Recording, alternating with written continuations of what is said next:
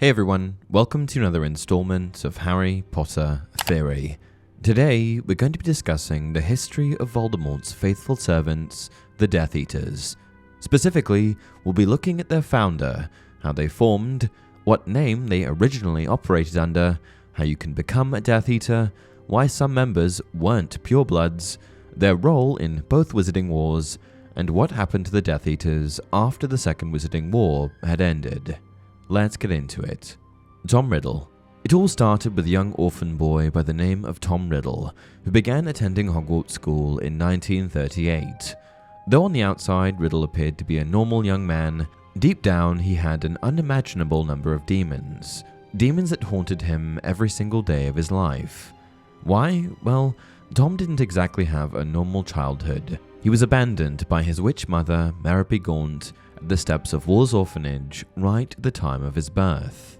Merope was a pureblood witch and the daughter of Merope Gaunt, an evil wizard and descendant of Salazar Slytherin. Merope grew up in a small town called Little Hangleton, and in her later years developed an obsession with a muggle that lived nearby, Tom Riddle Sr., a handsome and wealthy muggle. At one point in time, both Merope's brother and father were banished to Azkaban, which meant that she was in their little shack in Little Hangleton by herself.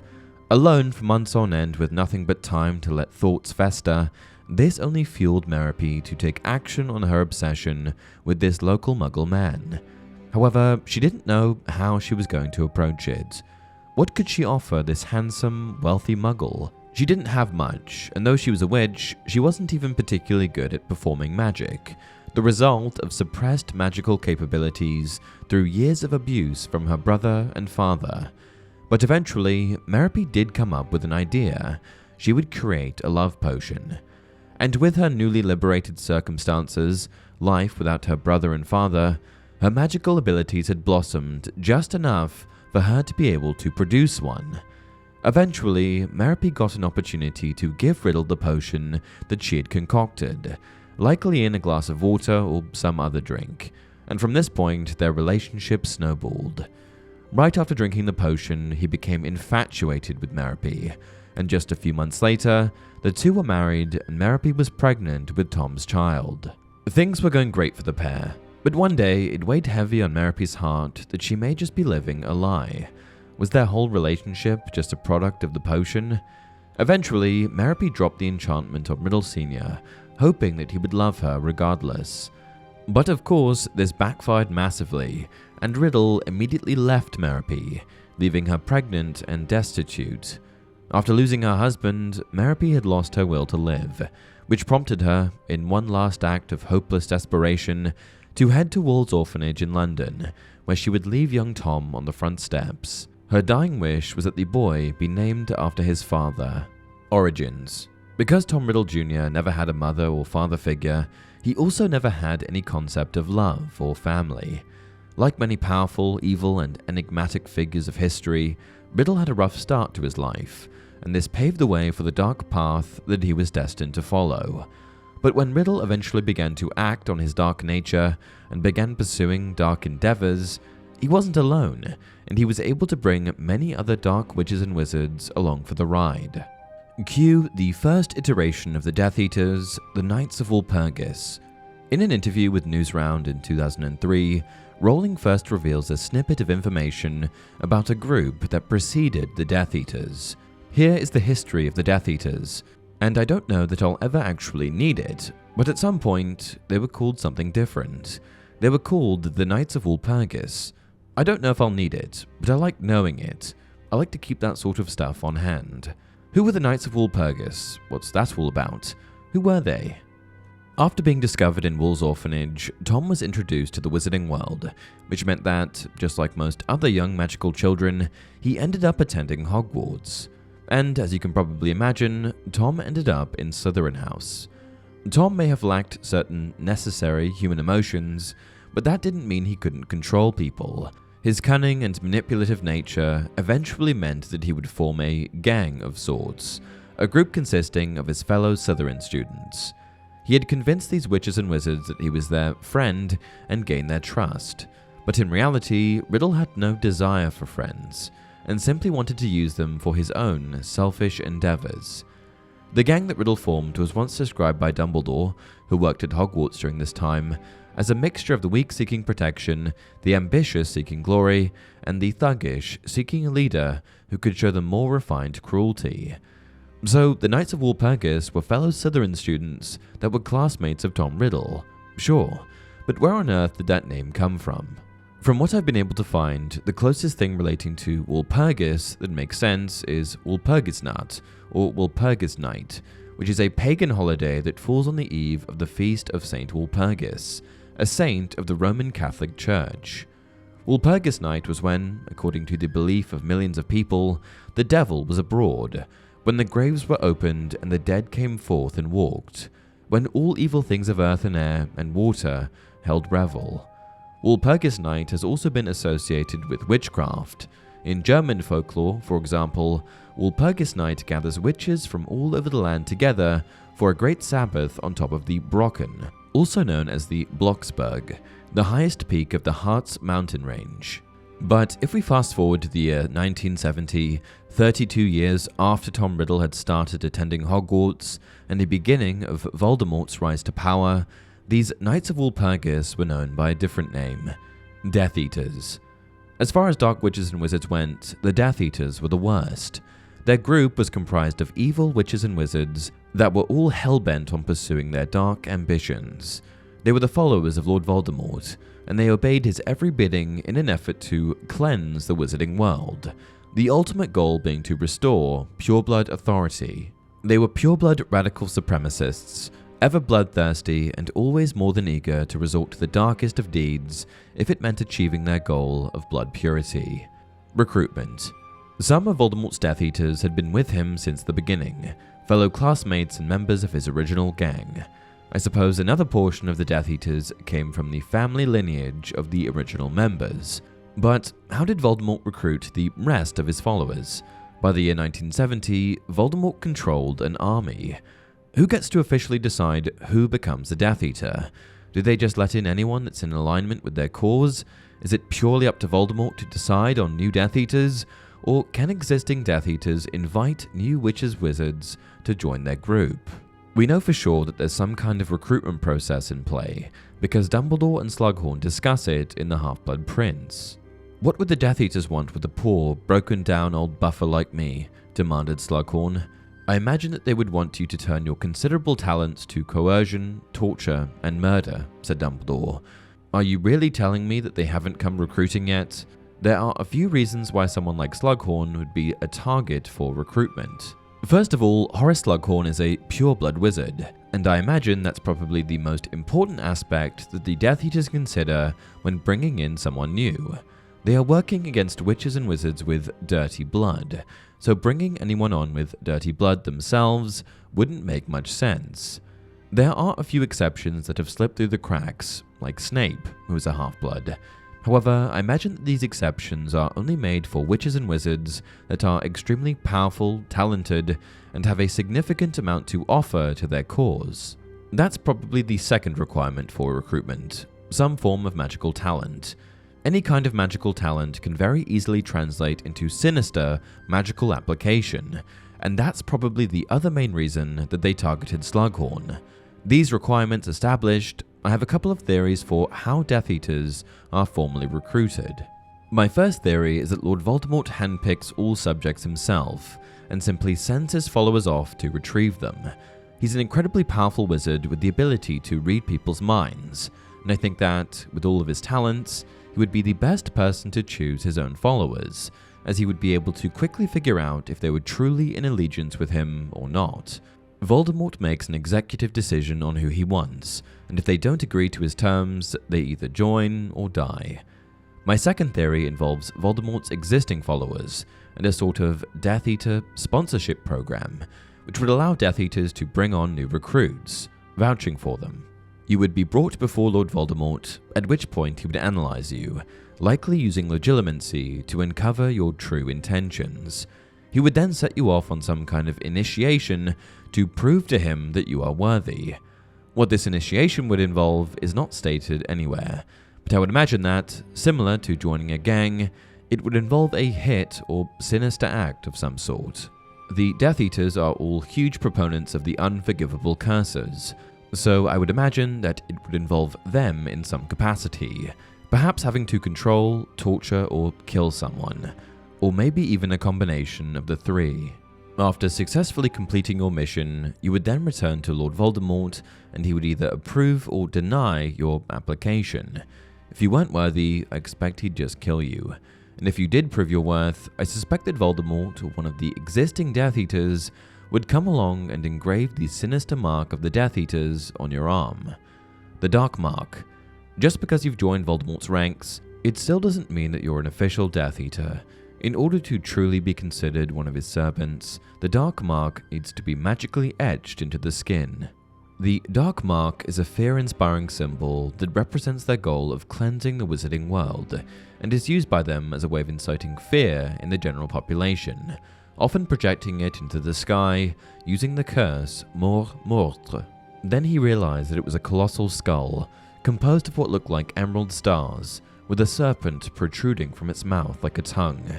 As they watched, it rose higher and higher, blazing in a haze of greenish smoke, etched against the black sky like a new constellation.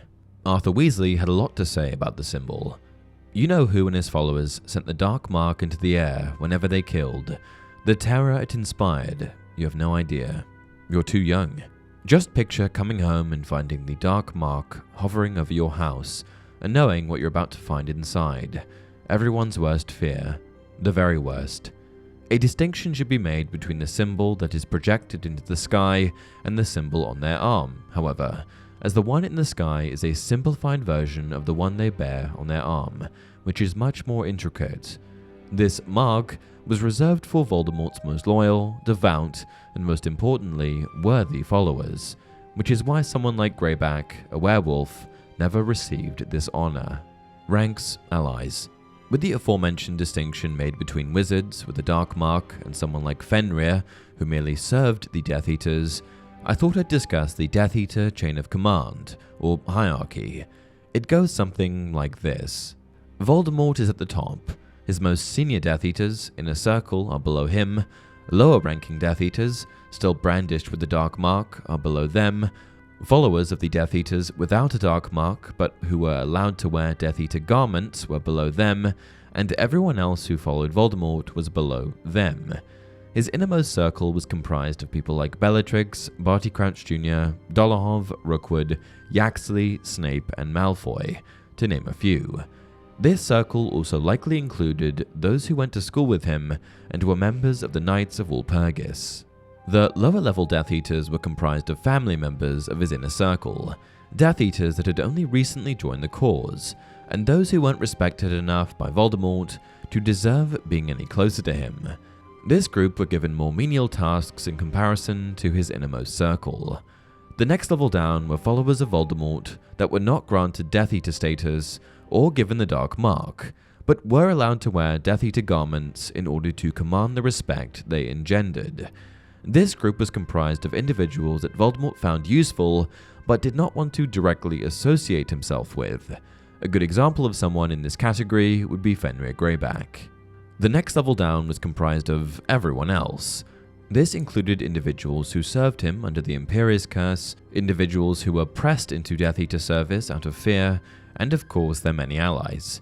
Allied with the Death Eaters were all manners of dark creatures, including giants, dementors, and werewolves, who were all convinced to join Voldemort's cause by way of false promises. The latter group in this hierarchy was used as cannon fodder during Voldemort's initial advance on Hogwarts. First Wizarding War. By the year 1970, Voldemort and his group of Death Eaters were organized and ready to wreak havoc on the wizarding world. This year marked the beginning of the First Wizarding War and 11 years of conflict that would follow. This was the first official reign of Lord Voldemort, and as the years went by, he only grew more and more powerful. Most Death Eater activity during the First Wizarding War consisted of stealth attacks, torture, espionage, and mass killings, and most often these attacks were by order of Lord Voldemort, but not always. Sometimes the Death Eaters orchestrated their own mass killings, and this fact inspired terror in the wizarding community. The First Wizarding War was a time of fear, as the wizarding community hadn't seen anyone even remotely comparable to Voldemort since Grindelwald. But even then, Voldemort was new. He was dangerous and unpredictable.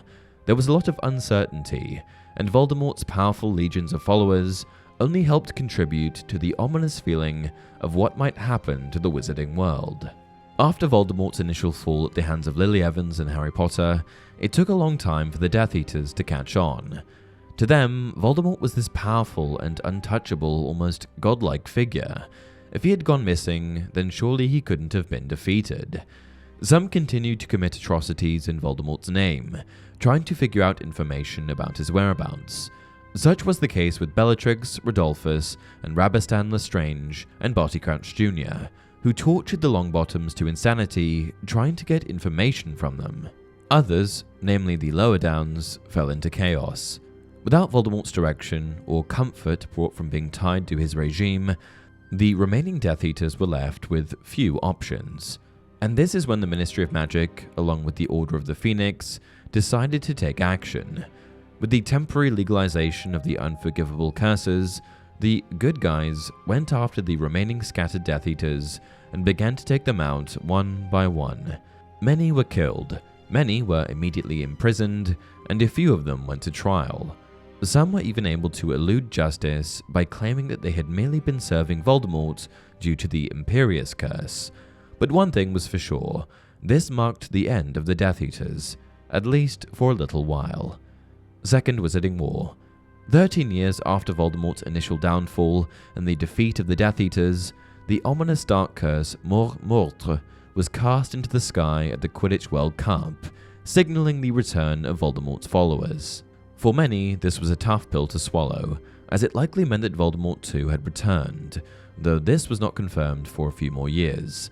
This was the first Death Eater attack in over a decade, and it was a sign of more horrible things to come. After getting his body back, Voldemort summons the remaining Death Eaters to the Little Hangleton graveyard, where he makes an announcement. "Welcome, Death Eaters. 13 years. 13 years since we last met. Yet you answer my call as though it were yesterday. We are still united under the dark mark, then. Or are we? I smell guilt. There is a stench of guilt upon the air. I see you all, whole and healthy, with your powers intact. Such prompt appearances. And I ask myself, why did this band of wizards never come to the aid of their master, to whom they swore eternal loyalty? And I answer myself, they must have believed me broken. They thought I was gone. They slipped back among my enemies, and they pleaded innocence, and ignorance, and bewitchment. The motivation for Voldemort's monologue was disloyalty, as many of his followers disappeared into the shadows after his disappearance, making no effort to find their master. However, this was not the case for all of his followers, as people like Bellatrix and Barty Crouch Jr. remained loyal to the bitter end, searching for him for many years. This group of Death Eaters, with the absence of a few who didn't return his call, then vowed 13 years of repayment to Voldemort, a penance for their wavered loyalty. And it was this same group of Death Eaters that caused all sorts of mayhem in the lead up to and during the Second Wizarding War. Between the Battle of the Department of Mysteries, the Battle of the Astronomy Tower, the Battle of the Seven Potters, the fall of the Ministry of Magic, and the skirmish at Malfoy Manor, the Second Wizarding War resulted in copious casualties on both sides. But it wasn't until the Battle of Hogwarts and the defeat of Lord Voldemort at the hands of Harry that the Death Eaters met their ultimate end. This time, Voldemort's Horcruxes had been destroyed, taking away any possibility of him returning, and his senior Death Eaters were dead, which eliminated any possibility for a future resurgence. After the war, after the Battle of Hogwarts, there was only one thing that mattered. Lord Voldemort was dead, and with his end, the wizarding world was finally free from the terror that shook it to its core for the past few decades. But even though Voldemort was gone and the Death Eaters had dissolved, not all of the Dark Wizards who took part in the Battle of Hogwarts were dead. What happened to them? Conventional wisdom would point to Azkaban. Just like the Death Eaters from the First Wizarding War, the Dark Wizards from this conflict were being sent back to that wizarding prison to serve life sentences, only this time they had no chance of ever getting out. But there's always the possibility that some walked free, narrowly escaping the justice system and dropping off the map entirely. We may never know what happened to individuals like Alecto and Amicus Caro, who tortured the Hogwarts students during Snape's tenure as headmaster, or Augustus Rookwood, an unspeakable for the Ministry of Magic. If you want a full deep dive into what happened to the Death Eaters after the war, I've covered this topic as well. And that concludes today's video. I hope you learned a little bit about the history of the Death Eaters. If you have any remaining questions on the topic or have any topic requests, be sure to comment them down below. And until next time, remember, it does not do to dwell on dreams and forget to live.